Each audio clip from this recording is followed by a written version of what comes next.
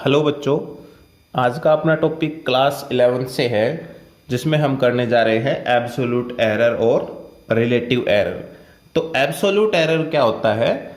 Absolute error बेटा true value और measured value के बीच का डिफरेंस होता है, और इसको हम हमेशा पॉजिटिव लेते हैं। तो फार्मूला हमारा क्या बना एब्सोल्यूट एरर का? ट्रू वैल्यू माइनस में मेजर्ड वैल्यू, और ये जो हमने लगाए हैं बेटा, इनका मतलब होता है magnitude.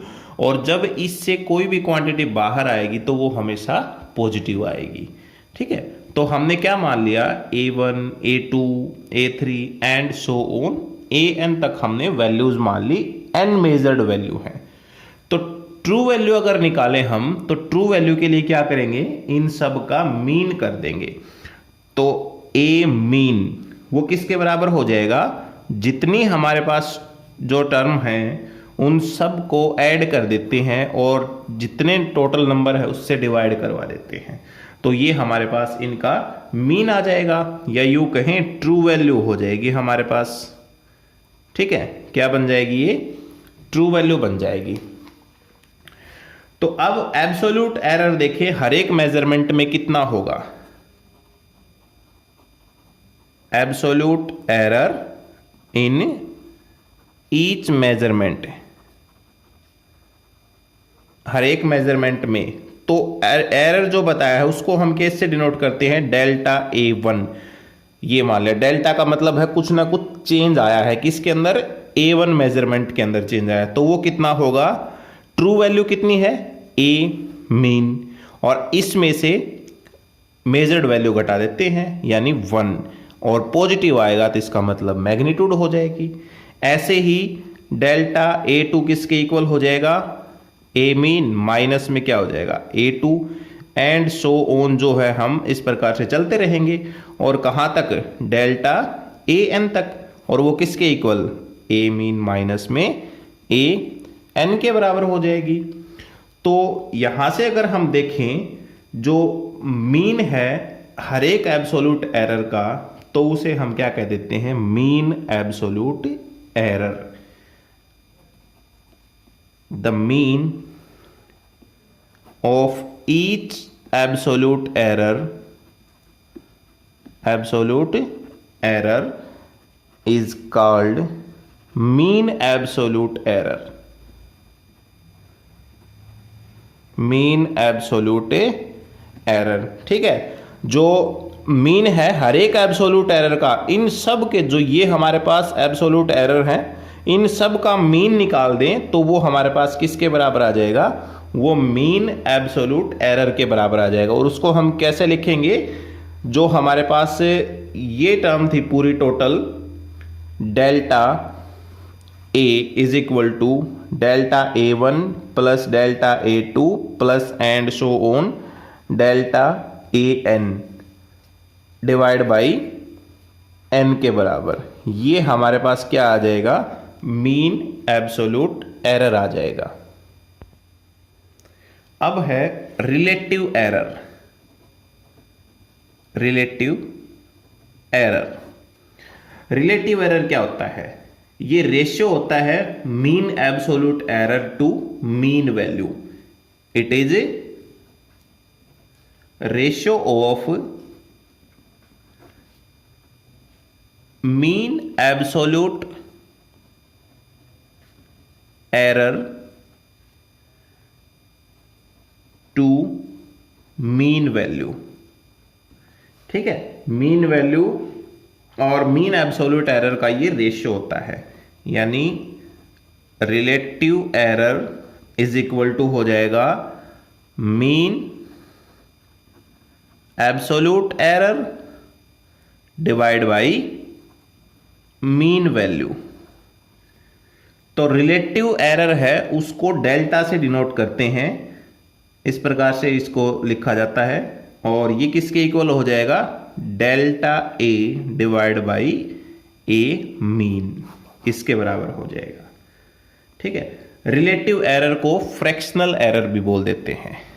It is also called fractional error. Fractional error. Next है परसेंटेज एरर। तो परसेंटेज एरर क्या होता है?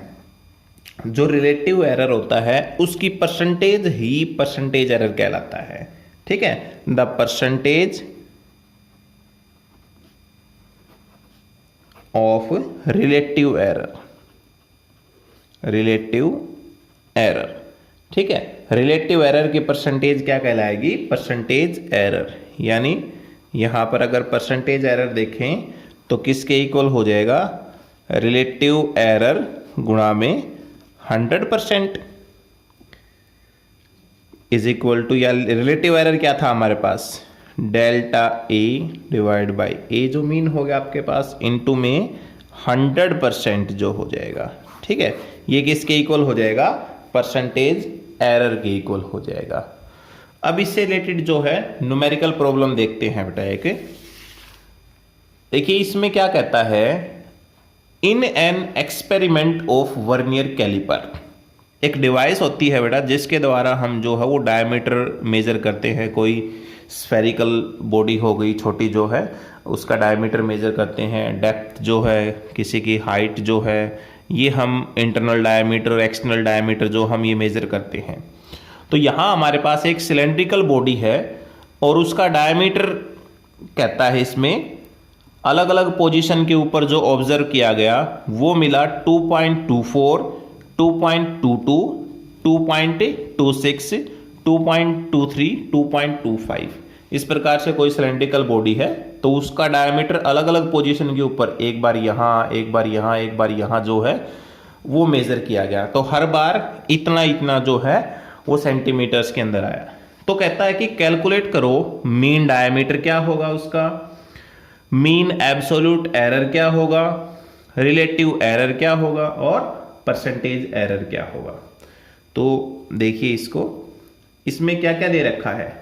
D1 दे दिया 2.24 centimetre, D2 2.22 centimetre, D3 2.26 centimetre, D4 2.23 centimetre.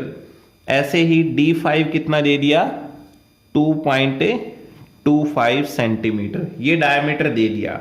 तो मीन डायमीटर किसके बराबर होगा? सबका सम कर देंगे, D1 plus D2 plus D3 plus D4 plus में D5 और डिवाइड बाय टोटल टर्म कितनी है? 5 है, तो 5 आ जाएगा। तो यहां से D मीन किसके बराबर आ जाएगा?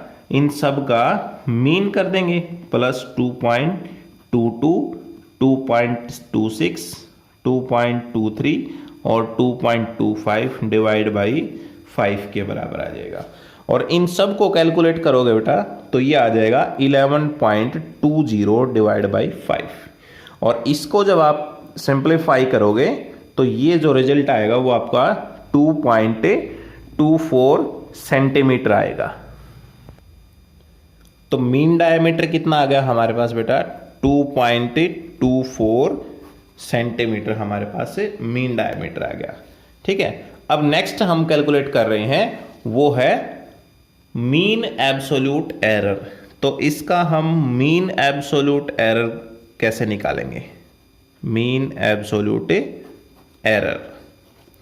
तो मीन एब्सोल्यूट एरर में हमने क्या करना पड़ेगा? पहले इनका जो है वो एरर फाइंड करेंगे, यानी डेल्टा D1 फाइंड करेंगे पहले हम। और डेल्टा D1 किसके बराबर? ट्रू वैल्यू माइनस में जो मेजर्ड वैल्यू, ट्रू वैल्यू कितनी आ गई? 2.24 हो गई। तो हम यहां लिखेंगे D mean minus D1 is equal to 2.24 और माइनस में जो पहली वैल्यू थी इसकी वो थी 2.24 और ये हमेशा पॉजिटिव आएगा, यानी कितना आ गया? 0। तो इसको लिखेंगे 0.00 सेंटीमीटर। ऐसे ही डेल्टा D2 की वैल्यू निकालें तो किसके बराबर? D मीन माइनस D2 और ये हो जाएगा 2.24 और माइनस में D2 की वैल्यू है 2.22। कितना बच गया हमारे पास? 0.02 सेंटीमीटर। ऐसे ही डेल्टा D3 की वैल्यू किसके इक्वल हो जाएगी? D मीन माइनस D3 और इसकी वैल्यू कितनी है? 2.24 और माइनस में ये कितना है 2.26 इज इक्वल टू किसके बराबर हो जाएगा 0.02 सेंटीमीटर। यहां ये मत करना बेटा कि कहीं इसमें से कर दो ये माइनस का रह गया। देखो बाहर मैंने बताया कि मैग्नीट्यूड है तो कैसा आएगा हर बार पॉजिटिव आएगा, ये ध्यान रखना है आपने। ऐसे ही डेल्टा D4 जो है वो D मीन माइनस में D4 is equal to 2.24 minus में 2.23 इज इक्वल टू किसके आ जाएगा 0.01 सेंटीमीटर। और डेल्टा D5 अगर देखें तो D मीन माइनस में D5 हो जाएगा 2.24 और माइनस में 2.25 कितना बच जाएगा 0.01 सेंटीमीटर। अगेन वैसे यहां पर ये बड़ी टर्म है लेकिन फिर भी क्या हो गया पॉजिटिव हमारे पास रिजल्ट आएगा।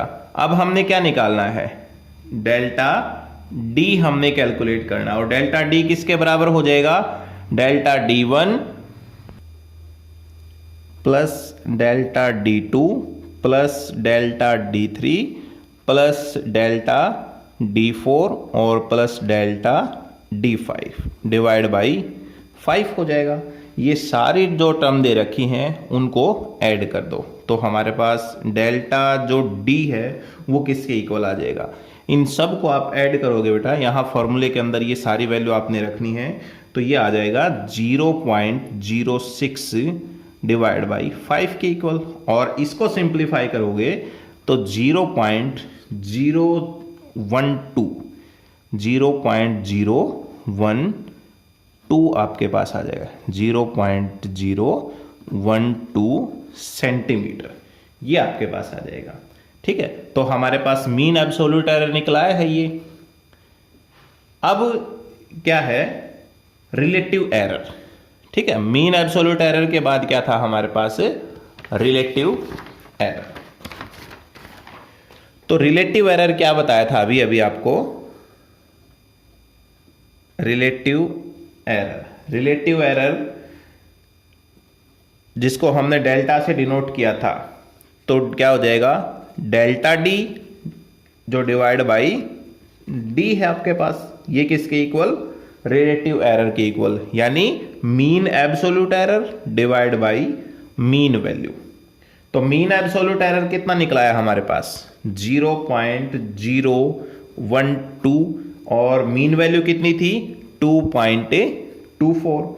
जब इसको सिंप्लीफाई करोगे तो डेल्टा की जो वैल्यू आ जाएगी क्योंकि रिलेटिव एरर को डेल्टा से लिखते हैं तो डेल्टा की वैल्यू किसके बराबर आएगी 0.0054 ये हमारे पास से डेल्टा की वैल्यू आ जाएगी। अब हम निकालेंगे बेटा परसेंटेज एरर और परसेंटेज एरर किसके बराबर होता है रिलेटिव एरर इनटू में 100% और रिलेटिव एरर किसके बराबर ये रहा mean absolute error divide by mean जो हो गया आपके पास मीन वैल्यू यानी इसके साथ हम क्या कर देंगे 100% को मल्टीप्लाई करवा देंगे तो ये वैल्यू हमारे पास डेल्टा किसके इक्वल आई थी 0.0054 और इनटू में क्या कर देंगे 100% कर देंगे तो आपके पास इसको कैलकुलेट करोगे तो ये आ जाएगा 0.54%।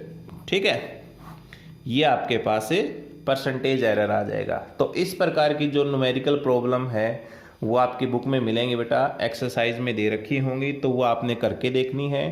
कंपटीशन एग्ज़ाम के लिए भी इम्पोर्टेंट है और आपके एनुअल एग्ज़ाम के लिए भी इम्पोर्टेंट है। और इसमें कोई भी आपका डाउट हो तो वो आप कमेंट बॉक्स में ज़रूर लिखें। और अभी तक अगर आपने इस चैनल को सब्सक्राइब नहीं किया है तो आप इस चैनल को भी सब्सक्राइब कर लें ताकि कोई भी वीडियो हो वो आपका मिस न हो। अपने दोस्तों के पास भी इनको शेयर करें। Thank you.